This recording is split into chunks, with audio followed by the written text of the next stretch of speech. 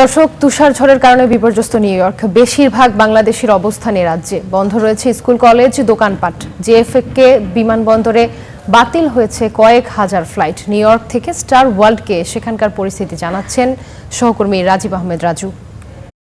আবহাওয়া ও তুষারপাতের কারণে কিন্তু যুক্তরাষ্ট্রের নিউ ইয়র্ক সহ বেশ কয়েকটি অঙ্গরাজ্যে যোগাযোগ ব্যবস্থা এক প্রকার স্থবির হয়ে পড়েছে। বিশেষ করে বিমান যোগাযোগ ব্যবস্থা কার্যত প্রায় অচল।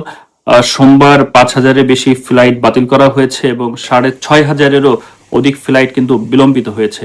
বিশেষ করে তুষারপাতের কারণে রানওয়েগুলো বেশি ক্ষতিগ্রস্ত হচ্ছে এবং দিনরাত কিন্তু কর্মীরা কাজ করে যাচ্ছেন, কিন্তু তারপরও রানওয়ে সেভাবে পরিষ্কার রাখতে পারছেন না। স্বাভাবিকভাবেই কিন্তু ফ্লাইট বাতিল করতে বাধ্য হচ্ছেন এয়ারলাইন্সগুলো এবং বেশ কিছু ফ্লাইট কিন্তু বাতিল হচ্ছে এবং রবিবারও কিন্তু 11,000 ফ্লাইট কিন্তু বাতিল ঘোষণা করা হয়েছিল, যা করোনা মহামারীর পরে একদিনে এটি কিন্তু সর্বোচ্চ ফ্লাইট বাতিল করার রেকর্ড। তো স্বাভাবিকভাবে বুঝতেই পাচ্ছেন যে যোগাযোগ ব্যবস্থা কিন্তু এক প্রকার স্থবির হয়ে রয়েছে। তবে এয়ারলাইন্সগুলো জানিয়েছে যে তারা চেষ্টা করছে যাতে করে এই বৈরী আবহাওয়াকে কাটিয়ে যাতে দ্রুত সেবাগুলো তারা দিতে পারে।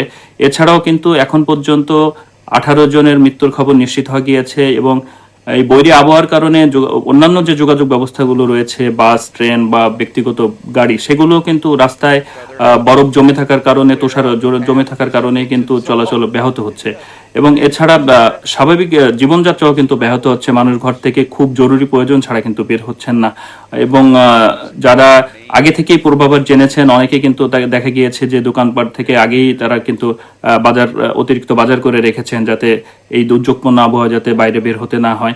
এছাড়াও কিন্তু আমরা বেশ কয়েকটি অঙ্গরাজ্যের কথা বলেছি এবং সেখানকার পরিস্থিতিও কিন্তু একই এবং বিশেষ করে আমেরিকান এয়ারলাইন্স কিন্তু সবচেয়ে বেশি ফ্লাইট বাতিল করেছে এবং তারাই কিন্তু সবচেয়ে বেশি ক্ষতির সম্মুখীন হচ্ছে। তো স্বাভাবিকভাবে বলা যায় যে আরো 2-3 দিন এমন অবস্থা থাকবে, কিন্তু ঠান্ডা বাড়বে এবং যে ফ্লাইট স্বাভাবিক কার্যকর করার জন্য কিন্তু এয়ারলাইন্সগুলো কাজ করে যাচ্ছে।